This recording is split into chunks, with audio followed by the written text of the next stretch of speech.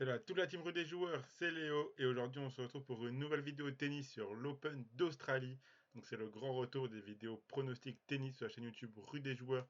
Donc n'hésitez pas à mettre un pouce bleu à la vidéo pour nous donner de la force pour la saison tennis qui commence et abonnez-vous à la chaîne YouTube pour rater aucune vidéo sur le grand chelem qui arrive. Vous pouvez également partager la vidéo à tous vos amis qui suivent le tennis.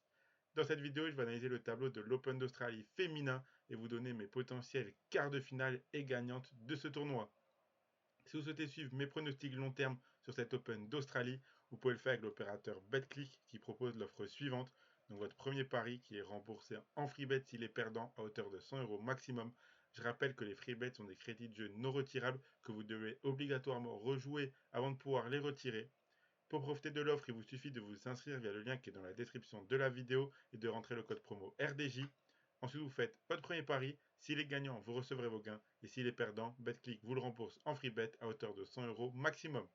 Je rappelle que les jeux d'argent sont interdits aux mineurs, que ça doit rester un plaisir et un loisir. Donc misez uniquement ce que vous pouvez vous permettre de perdre. C'est très important de le rappeler. Surtout que là, je vais donner quelques avis avant le tournoi. C'est très très compliqué de savoir à l'avance ce qui va se passer durant le tournoi, durant les matchs. Les matchs de tennis, ça dépend énormément de la forme actuelle. Donc comme je l'ai dit dans cette vidéo, on va parler du tournoi et du tableau dans sa globalité et je vous donnerai mes potentiels quarts de finale que j'imagine et les joueuses que je vois capables de remporter ce grand chelem. À partir de dimanche, je ferai également une vidéo par jour avec les pronostics sur les matchs du lendemain. Donc pensez à bien vous abonner et activer la cloche pour ne rien rater. J'ai déjà fait cette même vidéo analyse du tournoi pour le tableau masculin. Donc si vous ne l'avez pas encore vu, je vous laisse aller la voir. La vidéo est disponible sur la chaîne YouTube Rue des joueurs. Donc comme pour le tableau masculin, j'ai préparé une petite diapositive avec que vous voyez juste à côté là. Donc pour illustrer un petit peu ce que je vais dire, comme ça moi la vidéo sera plus agréable pour vous à suivre. Donc j'ai d'abord voulu faire une petite vision, un petit aperçu global des bonnes joueuses, des joueuses qui ont été vraiment solides pendant les qualifications et qui pourraient faire bonne impression dans ce tournoi. Donc on a Schmidelova qui a sorti Manglik notamment. On a également la française Janicevic qui a éliminé Roseux, qui était quand même un adversaire assez coriace. Donc la française Janicevic qui, on peut espérer, passe au moins un tour, ça serait plutôt pas mal. Ensuite, on a également Volinets qui a battu notamment Mladenovic lors du dernier tour de qualification. Donc Mladenovic, c'est un Mladenovic qui ne sera pas présente dans le tableau final de cet Open d'Australie.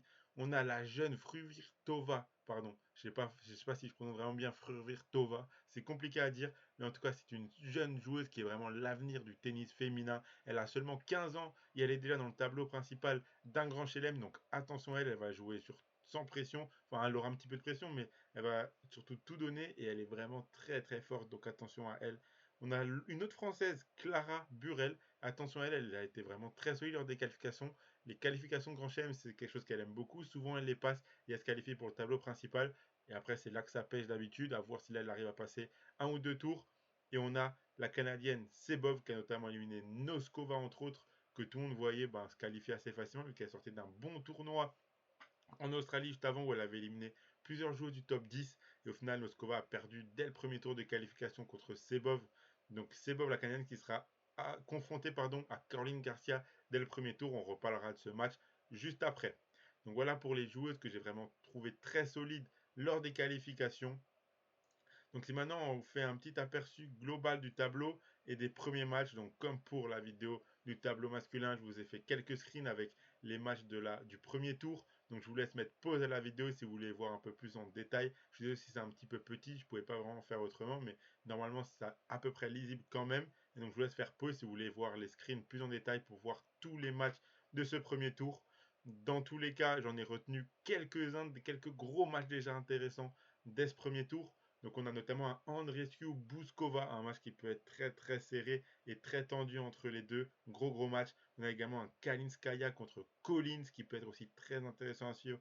On a Siniakova contre Coco Gauff, un match potentiellement piège pour l'américaine dès le premier tour. Attention.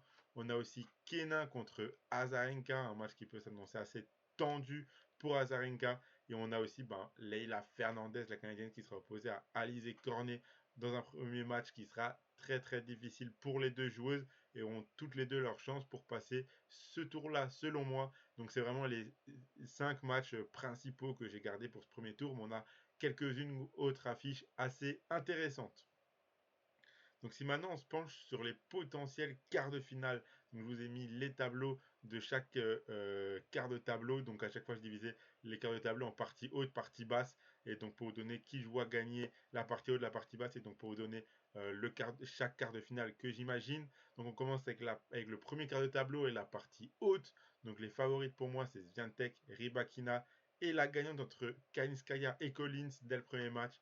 Donc bien sûr, Iga Swiatek est la grande favorite de cette partie de tableau et à juste titre. Elle a de grandes chances d'atteindre les huitièmes de finale car elle a des matchs à sa portée jusque-là et de se retrouver face à Rybakina ou la gagnante du match entre Kalinskaya et Collins. Je vois moi personnellement un huitième de finale Swiatek-Rybakina et je vois Swiatek se qualifier en quart en éliminant la joueuse kazakh. Donc pour le premier quart de tableau, la partie basse maintenant. Donc les favorites pour moi, c'est bien sûr Badosa, Raducanu peut-être, Coco Gauff en tout cas. L'état de la blessure de Raducanu sera important pour voir si la Britannique sera capable d'enchaîner les matchs ou pas. Elle a un premier tour abordable, mais elle risque de directement se retrouver contre Coco Gauff au tour suivant. Je vois un huitième de finale entre Badosa et Gauff, et je vois l'américaine rejoindre Swiatek en quart de finale. Pour le deuxième quart de tableau, la partie haute, donc les favoris pour moi, c'est Pegula, Krejcikova et Kvitova. Je pense qu'ici, la petite surprise peut être Kvitova. Elle n'a pas démarré de la meilleure des manières la saison en Australie, mais vu son tableau, je pense qu'elle peut se motiver car elle a vraiment un coup à jouer. Elle a toutes les cartes en main pour potentiellement affronter Krejcikova au troisième tour, puis Pegula en huitième de finale.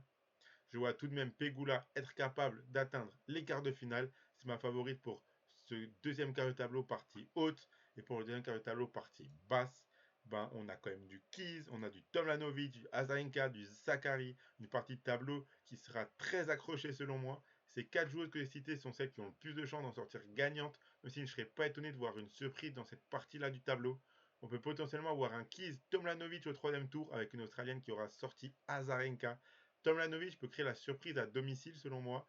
Sakari a des premiers matchs plus faciles normalement et devrait atteindre les huitièmes de finale pour affronter Keys ou Tomljanovic si on suit mon scénario. Et je vois la grecque rejoindre Pegula en quart de finale.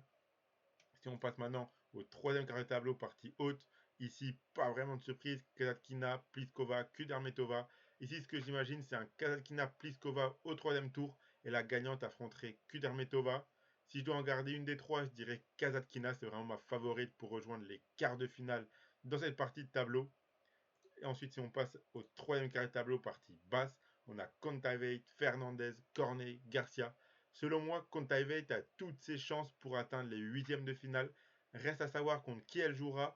Et son adversaire sera sûrement la gagnante du double duel France-Canada. On a Leila Fernandez qui affrontera Alice Cornet au premier tour et Sebov qui jouera contre Caroline Garcia.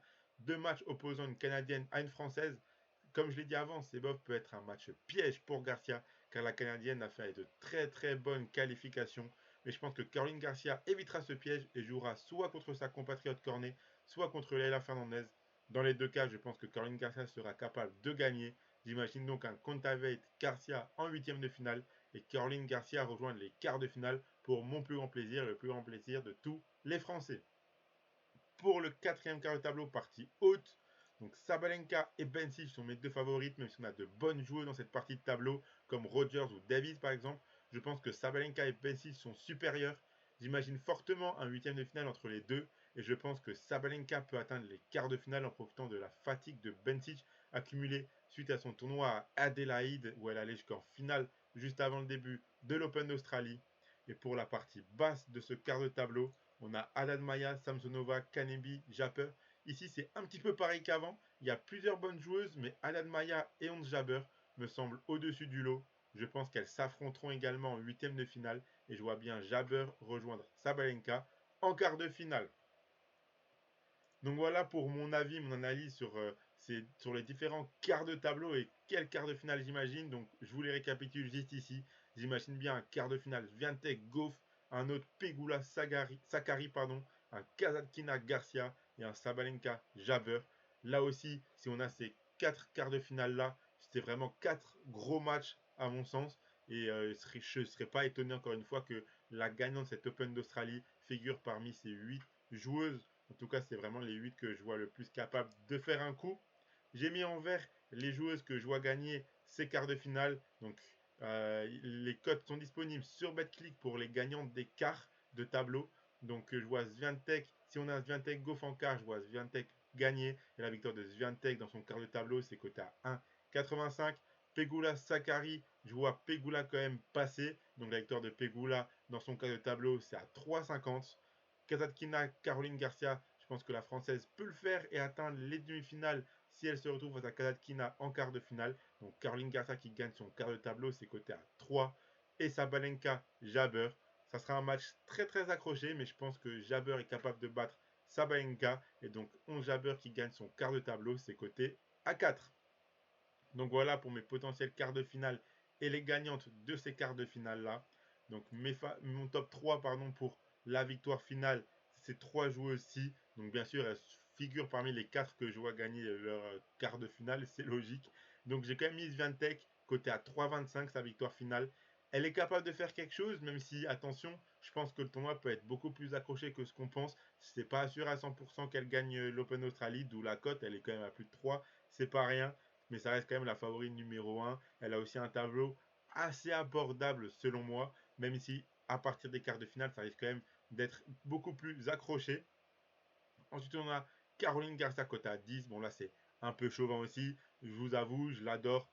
Mais bon, elle sort quand même sur une très bonne dynamique après sa victoire au Masters en fin de saison dernière. Là, son objectif en 2023, c'est clairement de gagner un grand chelem.